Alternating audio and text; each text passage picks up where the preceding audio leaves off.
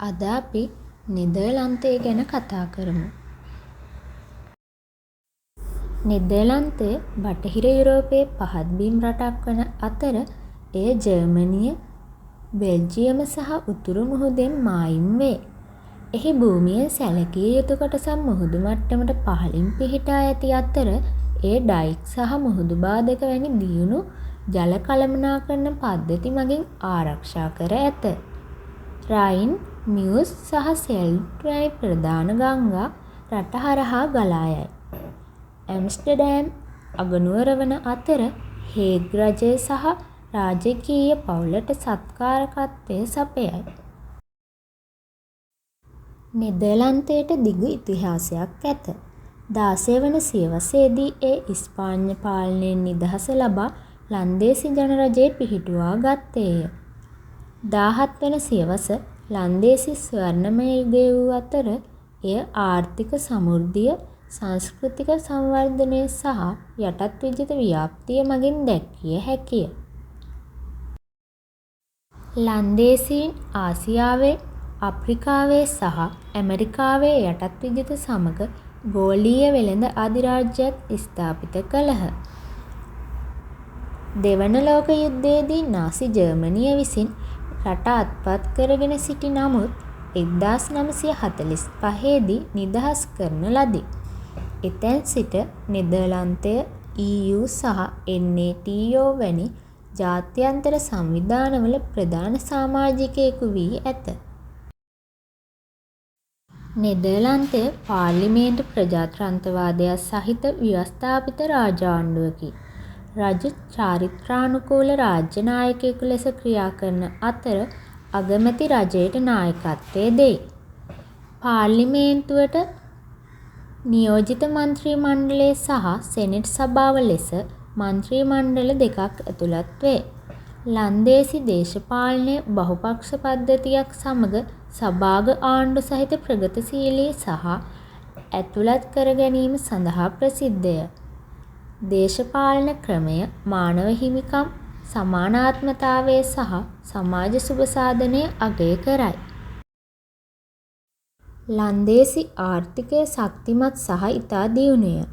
එය කෘෂිකර්මාන්තය, සැපයුම්, තාක්ෂණය, මූල්‍ය සහ සංචාරක වැනි අංශ මත සමෘද්ධිමත් වේ. නෙදර්ලන්තයේ කුඩා භූමි ප්‍රමාණයක් තිබියදී ලොව විශාලතම කෘෂිකාර්මික අපනයනකරුවන්ගෙන් එකකි. රොටර්ඩෑම් වරාය යුරෝපයේ විශාලතම වරායක් වන අතර එය ගෝලීය වෙළඳාම සඳහා ප්‍රධාන මධ්‍යස්ථානයක් ලෙස ක්‍රියා කරයි. රට යුරෝ භාවිතා කරන අතර නවෝත්පාදනය සහ තිරසාරභාවය කෙරෙහි අවධානය යොමු කරන ඉහළ ඵලදායී ශ්‍රම බලකායක් ඇත. ෆ්‍රීස්ලන්තයේ ලන්දේසි භාෂාව නිල භාෂාව වන අතර ෆ්‍රීසියානු භාෂාව පිළිගැනේ. පාසල්වල ඉංග්‍රීසි බහුලව කතා කරන අතර උගන්වනු ලැබේ. අධ්‍යාපන ක්‍රමය හොඳින් සංවිධානය වී ඇති අතර බොහෝ දුරට මහජන අරමුදල් සපයයි. වයස අවුරුදු 5 සිට 16 දක්වා පාසල් අධ්‍යාපනය අනිවාර්ය වේ.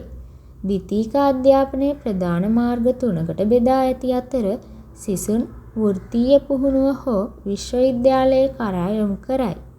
නෙදර්ලන්තය බොහෝ ඉහළ පෙළේ විශ්වවිද්‍යාලවලට නිවහන වන අතර ජාත්‍යන්තර සිසුන්ද ආකර්ෂණය කරයි. ලන්දේසීන් සංස්කෘතික නිදහස, ඉවසීම සහ සමානාත්මතාවය අවධාරණය කරයි.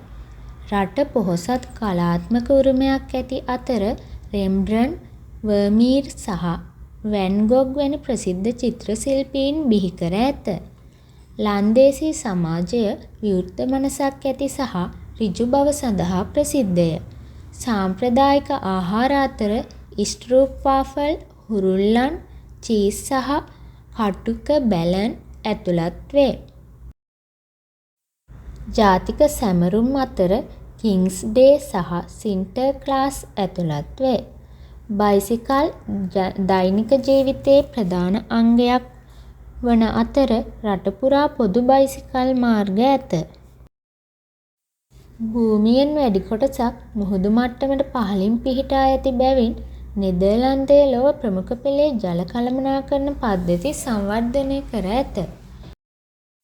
රට තිරසාරභාවය, පුනර්ජනනීය බලශක්තිය, බලශක්ති කාර්යක්ෂමතාවය සහ හරිත නගර සැලසුම්කරණය ප්‍රවර්ධනය කිරීම සඳහාද කැප වී සිටී. ඇම්ස්ටර්ඩෑම් සහ උට්රෙක්ට් වැනි නගර බයිසිකල් පැදීම, පොදු ප්‍රවාහනය සහ අපද්‍රව්‍ය ප්‍රතිචක්‍රීකරණය දිරිමත් කරයි.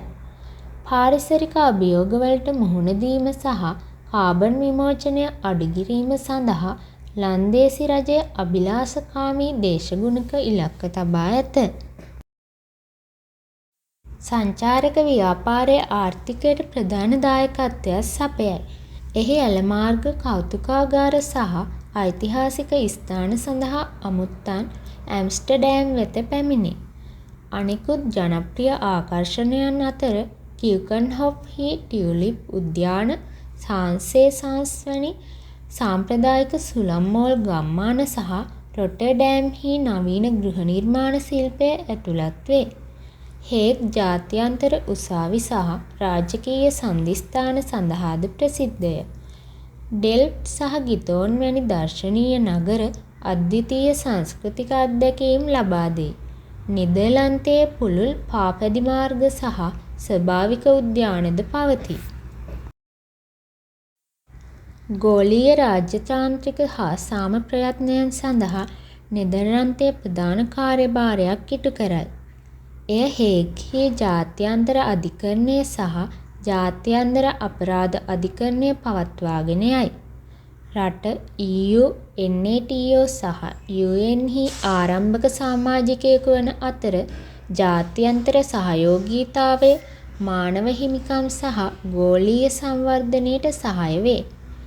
එහි විදේශ ප්‍රතිපත්තිය ලොව පුරා සාමය, පාරිසරික තිරසාරභාවය සහ සමාජ යුක්තිය ප්‍රවර්ධනය කිරීම කෙරෙහි අවධානය යොමු කරයි.